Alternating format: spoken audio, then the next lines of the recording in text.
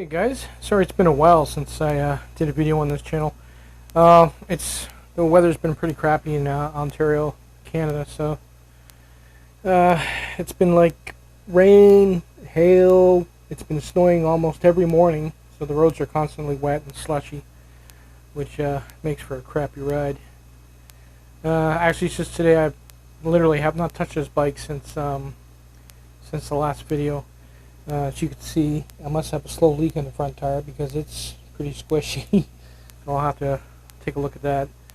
I'm just looking up the copper now to planning a video shortly for the rewinding of the front motor, which you guys have been asking for. I'll go into great detail on how I do it. Hopefully you get something out of it.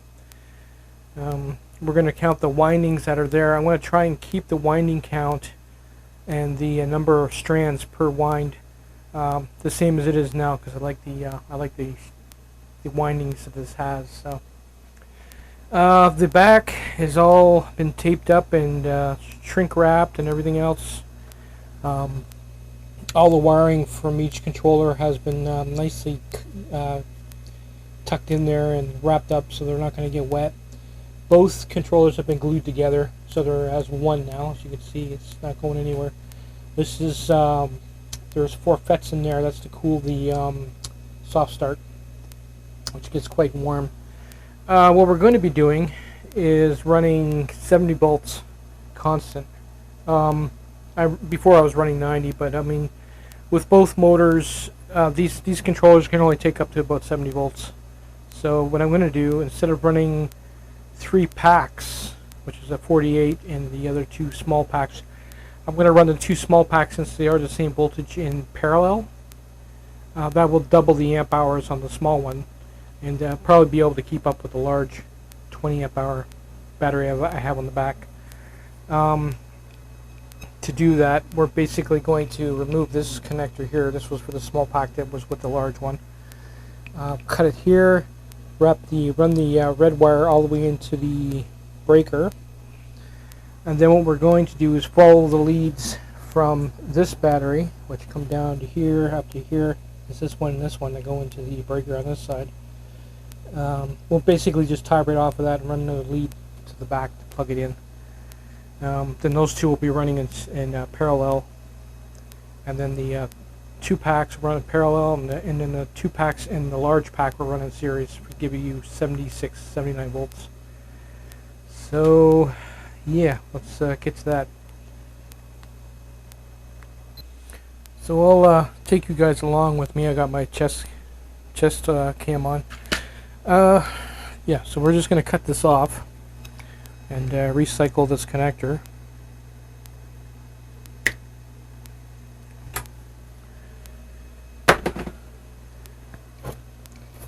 You see a lot of videos popping up now on YouTube of some of the guys in the States with their, what is it, Super 79 or whatever, all those videos.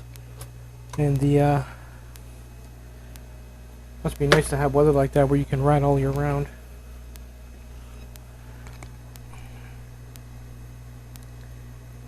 Not here in Canada. I mean, I could ride, but I would need fenders, and then I would have cold slush up the crack of my ass. It's not worth it.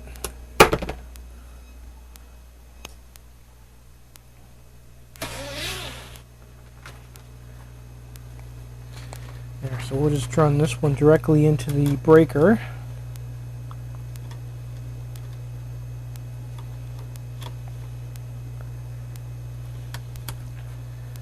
That takes care of that.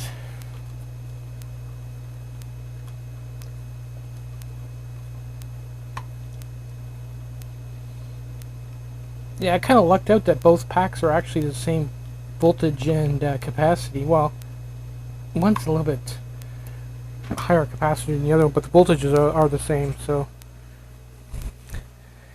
should be fine. Alright, so what we're going to do now, power, yes we do.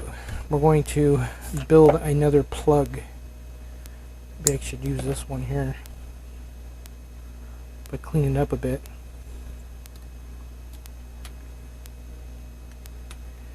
Actually, I'm going to try reusing this one, only because I don't want to Let's save that one. It's Terminator. I don't want to just come up a new one.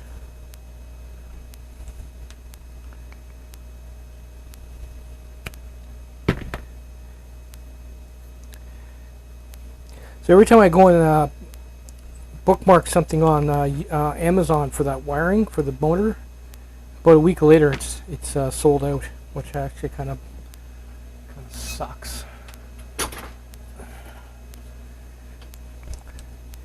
Stuff's really hard to get a hold of.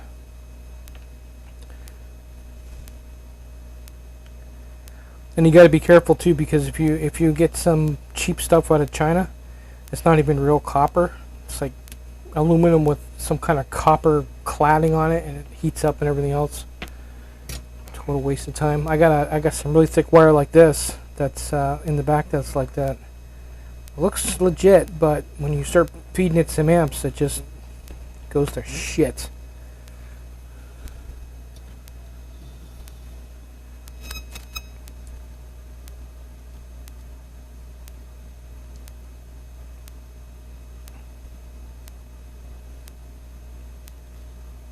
This is probably the only decent wiring you can get off of Amazon that can handle some amps. Legitimate RC wire.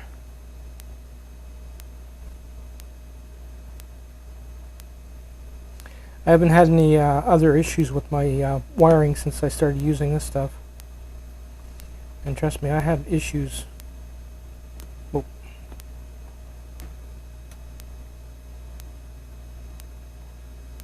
Damn, this thing is getting hot. Now, if you do this properly, you should be able to just slide it right in, but I did it the wrong way. So as long as it holds, which it is. Yep.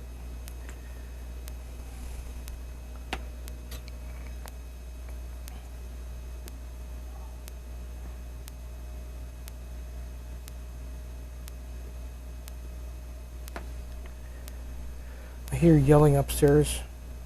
My wife. I don't even want to go check what's going on up there. So what's the virus like in your area? Because here in Ontario, Canada, it's pretty bad right now. A little over, I think it's a little over 3,000 infections, or infection rate is pretty high. So I don't know. To be honest, guys, I stopped watching it a while ago. There we go. All right, that should do. Not going to come apart on me. That'll go into the battery, or to the battery, and then we'll just make it the length that we need. Let's bring it up here because it's going to go on the small pack in the bag, and one's going to go there. Well, we'll bring the other side of that.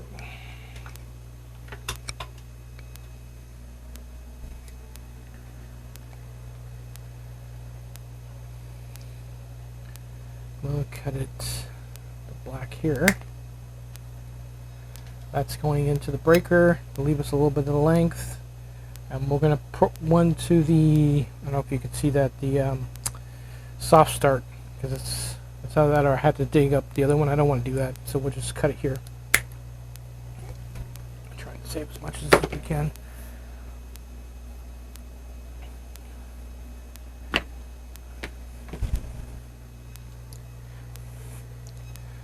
Now, most of the time I do recommend you tint the ends of these wires before you start crimping them and everything else. But I'm not going to do that. Just going to slide them in and tighten down. Good enough.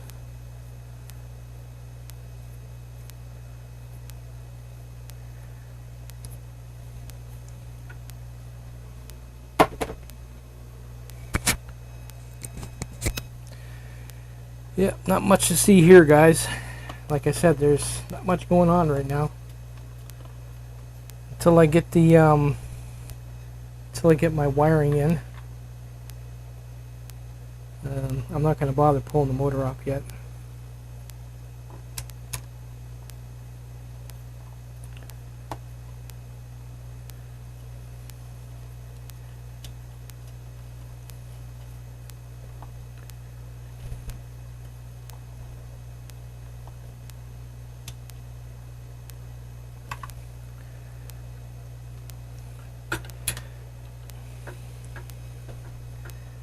So I think the other wire goes to there, and following it around. So make sure you double check your wiring when you're doing this, because if you screw up when you go to plug the other pack in, you're going to have one hell of a nice light show, which I still could have.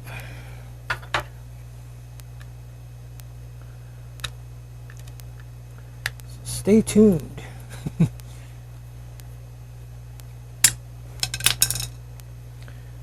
Okay, so we'll just shove this one in here with this one, and that should... Oh, crap. What did I just do? Grace. It's always great when you drop a wire, or you drop a screw in the in a ball of wiring and it doesn't come out the other side.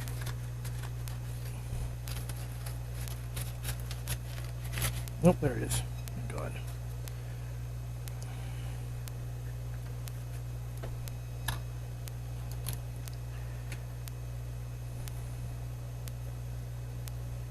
So that one's tinted on the end. Not much room for this to move around. Well, let me get this done and then we'll do a test on it. The easiest way to tell if I wired it up properly is to throw the small one on, which I want to keep because this is actually, I love this setup. It's like a little gas tank.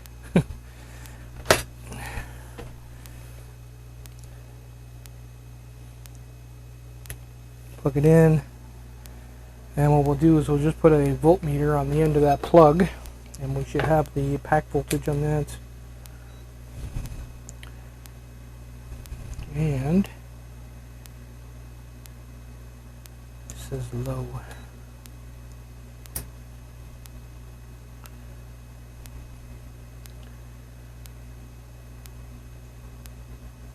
So there we go, 16.7 volts. So it is working.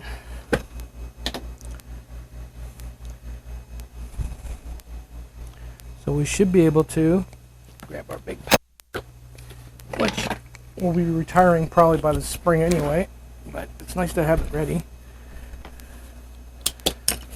Small pack sits in there.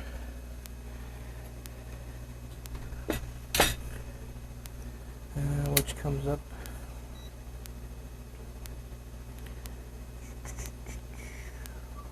16.7. Ooh, are you seeing that, guys? This plug is reversed. This is what I was telling you about. That would have made for a decent light show right there. I would have basically crossed the streams. Yeah, that would have sucked.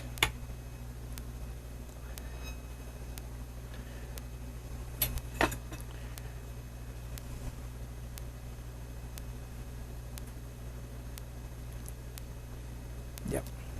So, I don't know. The only thing I can, might as well just take this pack here and switch this plug around. Oh wait, if I do that though, that's going to screw up the charger. I should, I'm going to do that one. Oh well, it's going to take a while. I got to move my soldering iron and redo that. But it will work. These two will be running in parallel, and then the other one there.